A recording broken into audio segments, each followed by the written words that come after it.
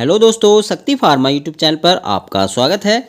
दोस्तों आज हम कंप्यूटर नॉलेज का पार्ट 4 कराने वाले हैं, जिसके अंतर्गत हम आपको creation of email ID and use of email, printer, tablet and mobile से रिलेटेड मोस्ट इम्पोर्टेंट 40 एमसीक्यू कराने वाले हैं, जो कि आपके एग्ज़ाम पॉइंट ऑफ व्यू से मोस्ट इम्पोर्टेंट रहने वाले हैं।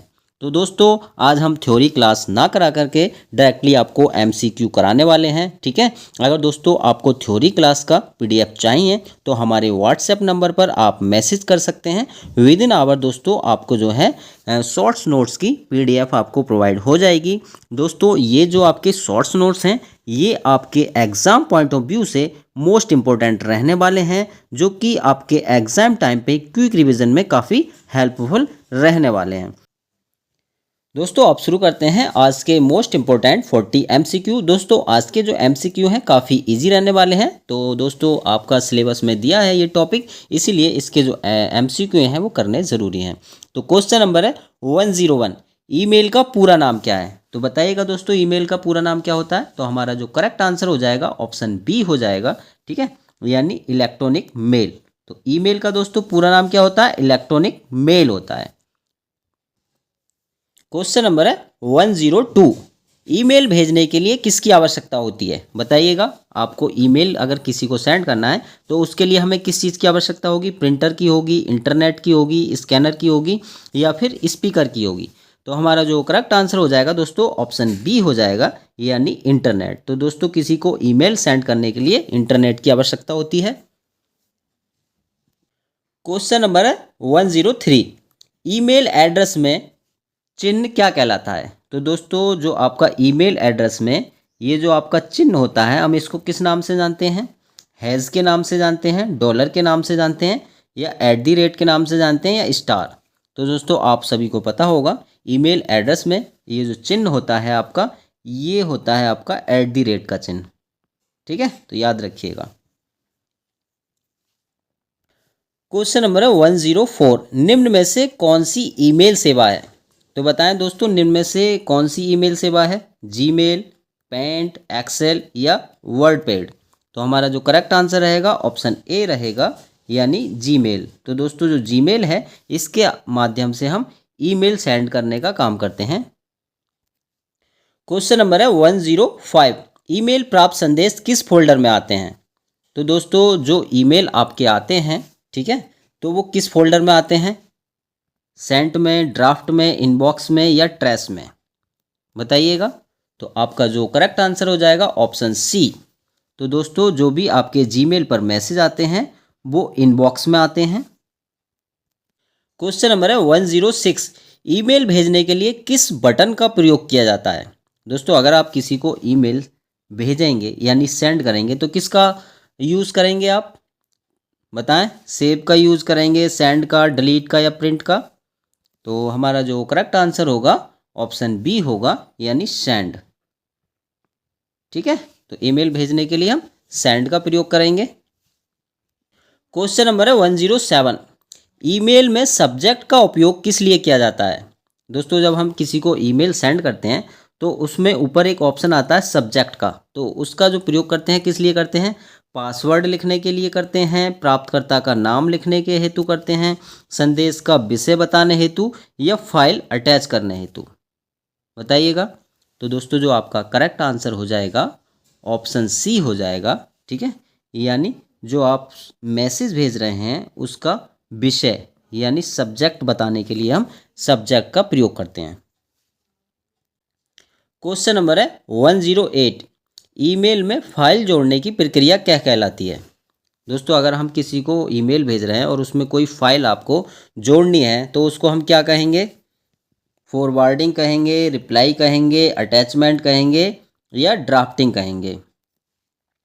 तो आपका जो करेक्ट आंसर होगा दोस्तों अटैचमेंट, ठीक है, ऑप्शन सी हमारा करेक्ट आंसर हो जाएगा। अगर किसी को आप ईमेल भेज रहे हैं और उसमें कोई फाइल आपको जोड़नी है तो हम उसको अटैचमेंट कहते हैं, ठीक है। क्वेश्चन नंबर है 109, सीसी का पूर्ण रूप क्या है? तो दोस्तों इंपॉर्टेंट है, कई बार दोस्तों इतने इजी क्वेश्चंस भी पूछ ले जाते हैं। सीसी की फुल फॉर्म क्या होती है? बताइएगा जल्दी से।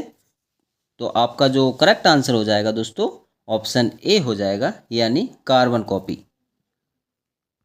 तो दोस्तों कई बार हम इजी क्वेश्चन भी गड़बड़ कर देते हैं, क्योंकि ये जो फुल फॉर्म है दोस्तों एकदम सिमिलर होती हैं, ठीक है। तो आपको याद रखना है CC means carbon copy. Question number है 110, बीसीसी का पूर्ण रूप क्या है? बताइएगा बीसीसी की फुल फॉर्म क्या होती है? Basic carbon copy, blind carbon copy, winery carbon copy या बैकअप कार्बन कॉपी? बताइएगा। तो आपका जो करेक्ट आंसर हो जाएगा ऑप्शन बी हो जाएगा, ठीक है, यानी ब्लाइंड कार्बन कॉपी, ठीक है। सीसी मीन्स कार्बन कॉपी और बीसीसी मीन्स होता है blind carbon copy. Question number है 111, भेजे गए ईमेल किस फोल्डर में संग्रहित होते हैं? दोस्तों आप जो ईमेल्स आप सेंड करते हैं तो वो किस फोल्डर में स्टोर होते हैं? बताइएगा। इनबॉक्स में होते हैं, स्पैम में होते हैं, सेंट में होते हैं या फिर ड्राफ्ट में होते हैं? बताएं जल्दी से करेक्ट आंसर क्या होगा। तो आपका ऑप्शन सी हो जाएगा करेक्ट आंसर, ठीक है। तो ये जो आपके भेजे गए संदेश होते हैं वो सेंट बॉक्स में आपके स्टोर हो जाते हैं। क्वेश्चन नंबर है आपका 112, अधूरा लिखा गया ईमेल किस फोल्डर में सुरक्षित होता है? दोस्तों आप कोई ईमेल लिख रहे हैं और वो इनकम्प्लीट रह गया है तो वो किस फोल्डर में आपका स्टोर हो जाएगा? बताएं। इनबॉक्स में हो जाएगा, ड्राफ्ट में, सेंट में या स्पैम में? बताइएगा जल्दी से। तो आपका जो करेक्ट आंसर हो जाएगा ऑप्शन बी, यानी ड्राफ्ट्स में चला जाएगा, ठीक है। अगर कोई ईमेल आपका इनकम्प्लीट रह गया है तो ऑटोमेटिकली दोस्तों ड्राफ्ट्स में चला जाता है। क्वेश्चन नंबर है 113, अनचाहे ईमेल किस फोल्डर में रखे जाते हैं? तो बताइएगा दोस्तों, जो आपके अनवांटेड ईमेल्स होते हैं वो किस फोल्डर में रखे जाते हैं? ड्राफ्ट्स में, सेंट में, स्पैम में या फिर इनबॉक्स में? बताइएगा। तो हमारा जो करेक्ट आंसर हो जाएगा ऑप्शन सी, यानी स्पैम में। स्पैम में दोस्तों आपके अनवांटेड ईमेल्स होते हैं। क्वेश्चन नंबर है 114, प्रिंटर किस प्रकार की डिवाइस है? प्रिंटर बताइएगा कैसी डिवाइस होती है? इनपुट डिवाइस है, आउटपुट डिवाइस है, स्टोरेज डिवाइस है या फिर प्रोसेसिंग डिवाइस है? तो हमारा जो करेक्ट आंसर हो जाएगा ऑप्शन बी, यानी आउटपुट। तो दोस्तों जो प्रिंटर होता है आपका वो आउटपुट डिवाइस होती है। क्वेश्चन नंबर है 115, प्रिंटर द्वारा प्राप्त कागजी प्रति को हम क्या कहते हैं? बताइएगा। सॉफ्ट कॉपी कहते हैं या फिर हार्ड कॉपी, डिजिटल कॉपी या वर्चुअल कॉपी? हमारा करेक्ट आंसर हो जाएगा ऑप्शन बी, यानी हार्ड कॉपी, ठीक है। तो प्रिंटर द्वारा जो प्रिंट निकलता है दोस्तों हार्ड कॉपी के रूप में निकलता है। क्वेश्चन नंबर है 116, इंकजेट प्रिंटर किसका उपयोग करता है? तो दोस्तों आपके जो इंकजेट प्रिंटर होते हैं उनमें किसका उपयोग होता है? बताएं। टोनर का, रिबन का, इंक का या फिर लेज़र बीम का? तो आपका जो करेक्ट आंसर रहेगा ऑप्शन सी रहेगा, यानी इंक, ठीक है। जो इंकजेट प्रिंटर होते हैं उनमें इंक का प्रयोग किया जाता है। क्वेश्चन नंबर है 117, लेज़र प्रिंटर किसका उपयोग करता है? बताइएगा। जो आपके लेज़र प्रिंटर होते हैं उनमें किसका यूज़ होता है? इंक का यूज़ होता है, टोनर का, रिबन का या कार्बन पेपर का? तो हमारा जो करेक्ट आंसर होगा ऑप्शन बी होगा, यानी टोनर, ठीक है। याद रखिएगा लेज़र प्रिंटर जो होते हैं उनमें आपका टोनर का उपयोग होता है और जो इंकजेट प्रिंटर होते हैं उनमें इंक का उपयोग होता है। तो ये आपको याद रखना है।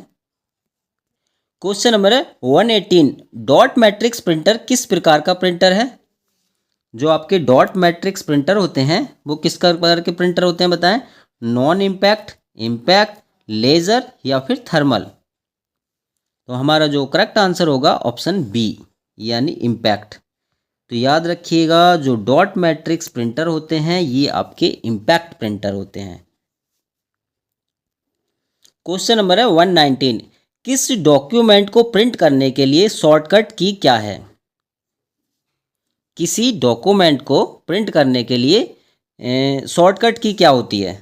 तो बताइएगा दोस्तों, अगर आप किसी डॉक्यूमेंट को प्रिंट करना चाह रहे हैं तो उसके लिए हम किस शॉर्टकट की का उपयोग करेंगे?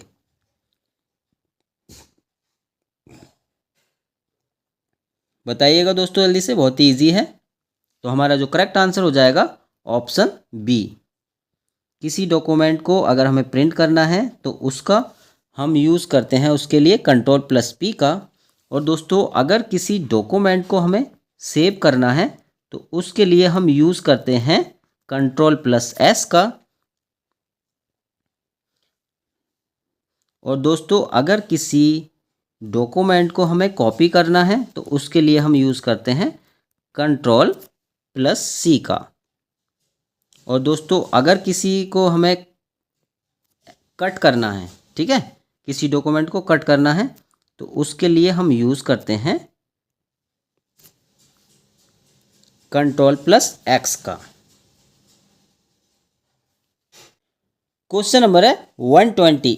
एक प्रिंटर में स्कैन और कॉपी की सुविधा हो तो उसे क्या कहते हैं? तो बताएं दोस्तों, ऐसा प्रिंटर जिसमें कि हम स्कैन भी कर सकते हैं डॉक्यूमेंट को और कॉपी भी कर सकते हैं, तो उस प्रिंटर को हम क्या कहेंगे? प्लॉटर कहेंगे, मल्टी फंक्शन प्रिंटर कहेंगे, मॉनिटर कहेंगे या प्रोजेक्टर कहेंगे? तो हमारा जो करेक्ट आंसर होगा ऑप्शन बी। तो दोस्तों ऐसे प्रिंटर को हम कहेंगे multi function printer. Question number है 121। टैबलेट मुख्य रूप से किस प्रकार की स्क्रीन का उपयोग करता है? तो बताएं दोस्तों, जो आपका टैबलेट होता है, ठीक है, उसमें जो आपकी स्क्रीन होती है किस प्रकार की होती है?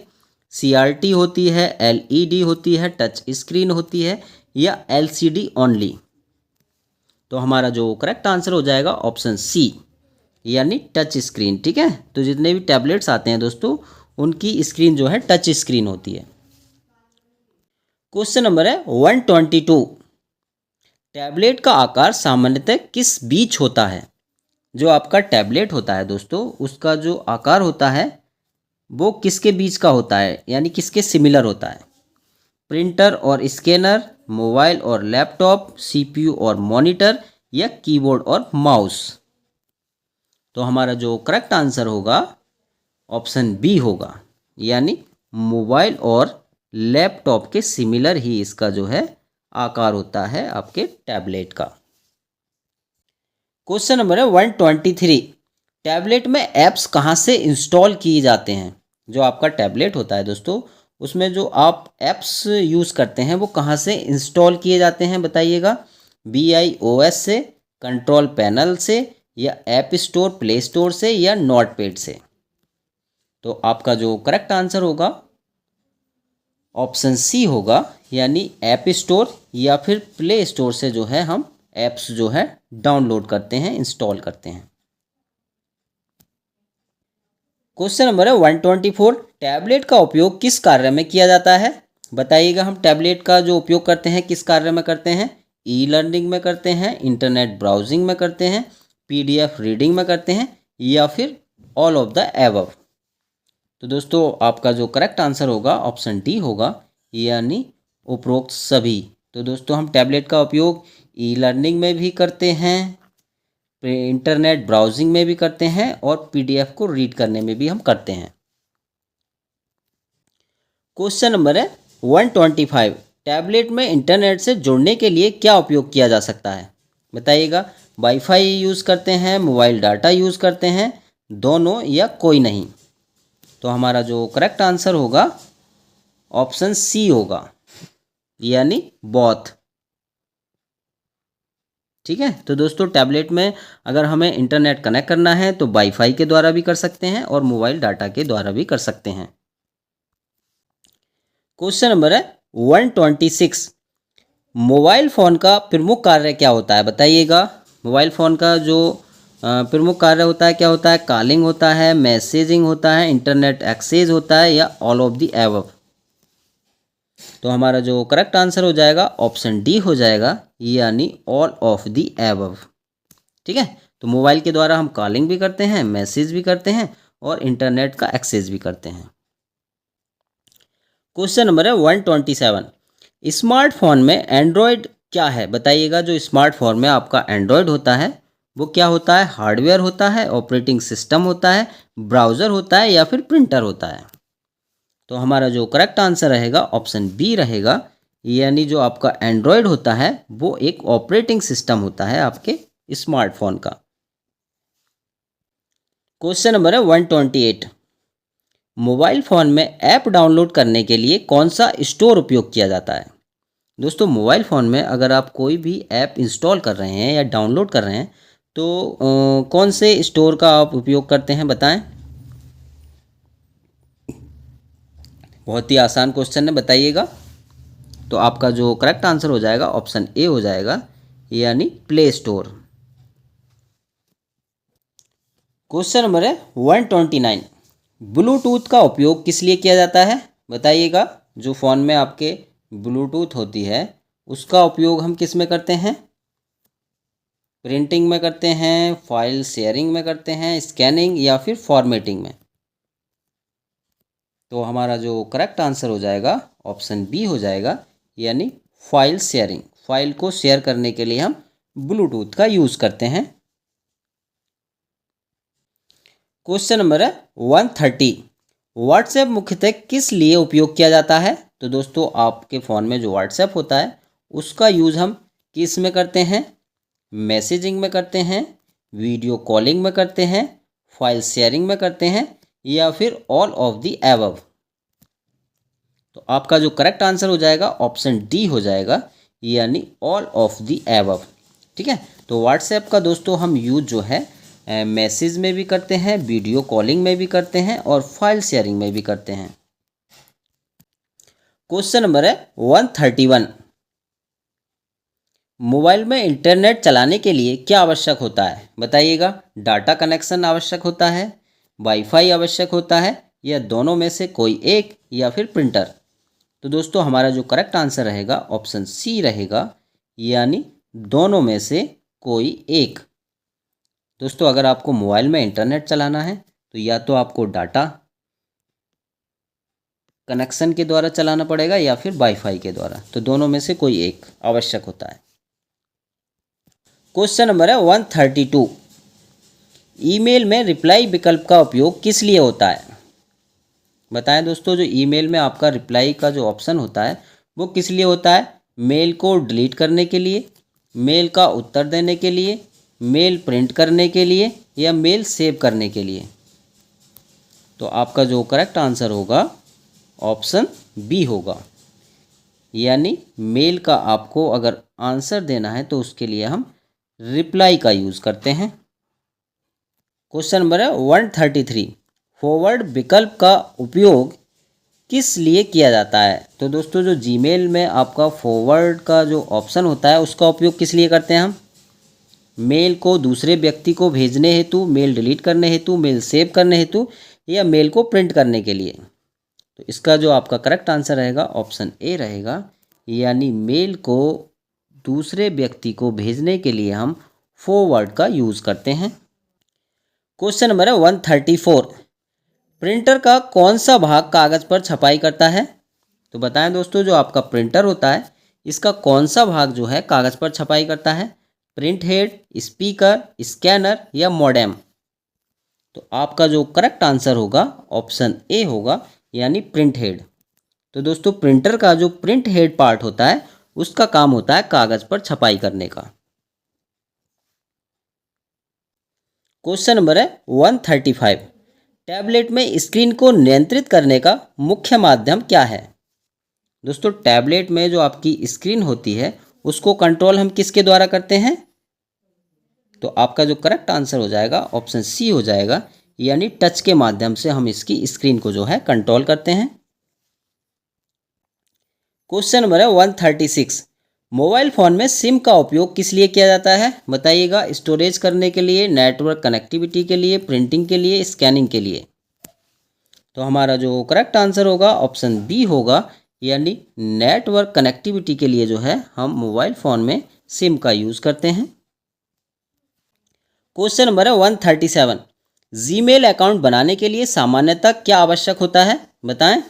यूज़र नेम आवश्यक होता है, पासवर्ड, मोबाइल वेरिफिकेशन या ऑल ऑफ दी अबव? तो हमारा जो करेक्ट आंसर होगा ऑप्शन डी, यानी ऑल ऑफ दी अबव। दोस्तों अगर आपको जीमेल अकाउंट बनाना है तो आपके यूज़र नेम की भी ज़रूरत पड़ेगी, पासवर्ड की भी और मोबाइल वेरिफिकेशन की भी। तो ये सभी आपके लिए ज़रूरी हैं। क्वेश्चन नंबर है 138। ट्रैश फोल्डर में क्या रखा जाता है? बताइएगा। जो आपका ट्रैश फोल्डर होता है उसमें क्या रखा जाता है? रिसीव्ड मेल को, सेंट मेल को, डिलीटेड मेल को या ड्राफ्ट मेल को?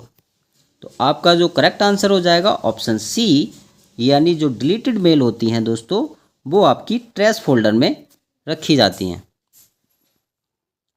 Question number 139।